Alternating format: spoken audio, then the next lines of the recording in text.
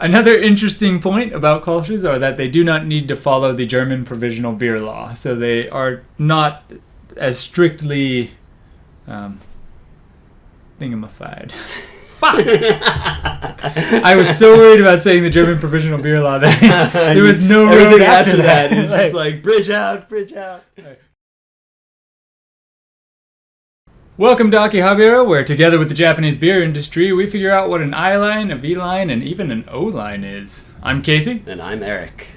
Today's entry is brought to you by Germany and the International Phonetic Alphabet. It's Tazawako Beer's Kolsch. So Kolsch beers are basically a German pale lager, and they have what is called PGI, or Protected Geographical Indication. So it's basically the exact same thing as champagne, where true champagne can only be made in Champagne, France. Only beers from Cologne, we apologize for our pronunciation. Only beers from Cologne, Germany can be called Kolsch's. So the Protected Geographical Indication that Kolsch's have only extends throughout the EU and like parts of Europe. A couple other countries. Yeah, a couple other countries. Which means that people in Japan can make a beer and call it a Kolsch. Correct. Such as the brewery that we are talking about today. Let's talk about this brewery. It's called Tazawako Beer. They're based in Senboku City in Akita Prefecture. They were the first brewery founded after the 1994 beer law change in Akita Prefecture. So as Casey was pointing out about the protected geographic, Indication. Really you're not supposed to call things a Kolsch unless it's made in this one area of Germany, Cullen. So the guys from Tazawako Beer decided to all go to Cullen to drink a bunch of Kolsch's to see how they could rip it off. So they found one that they liked and they just tried to imitate it as closely as they could.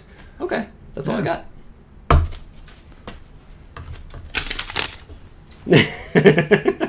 Let's drink.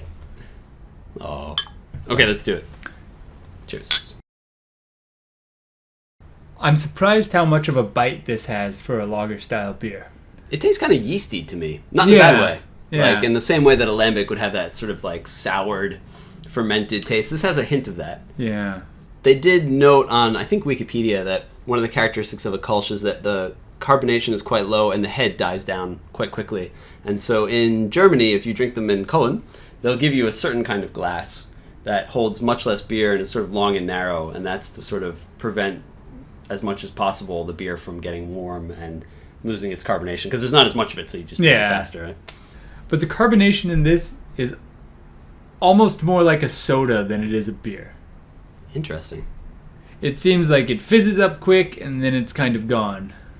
I don't know if I would call this the best beer in the world, but at the same time, this is not the first time, maybe the second or third time I've had this style of beer. It's the first time I drank it knowing what I was getting into. Yeah, instead of just, I've never had this before. It's beer! Yeah. So I think I need some time to adjust to kind of like what makes a good Kolsch and what doesn't. Yeah. It's kind of yeasty and sour, but I think because of the carbonation being so low, I don't feel full drinking this. But could you drink quite a few of these in a 2-hour span? Sure. Really? Yeah. I don't think I'd have a problem with that. I feel like the flavor's strong enough that that's where the problem comes in. I think we're kind of putting ourselves in a situation where it's not realistic, right? Like if we were drinking this, Japan's never going to offer a good beer on knowing how to.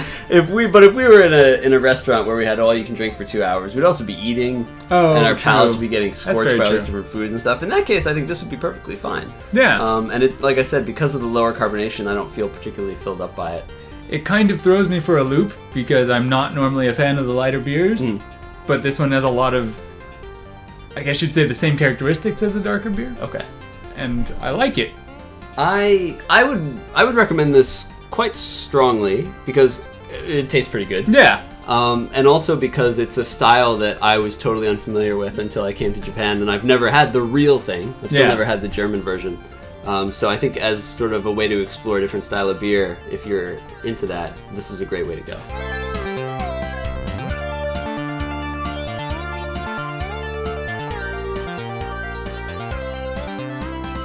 It's Jonkin Fu goes first. Saishogu Jonkin Poi. Go. Wow. As always, thank you for watching. You can get that much closer to us by following us on some of our social media outlets. We have our Twitter account and our Facebook. If you enjoyed our ranting, please like and subscribe. You can also find our last video down here somewhere. Germany, if you're watching, sorry Japan ripped off your beer, but at least they did a good job at it. Good, yeah. Thanks Yeah. for that.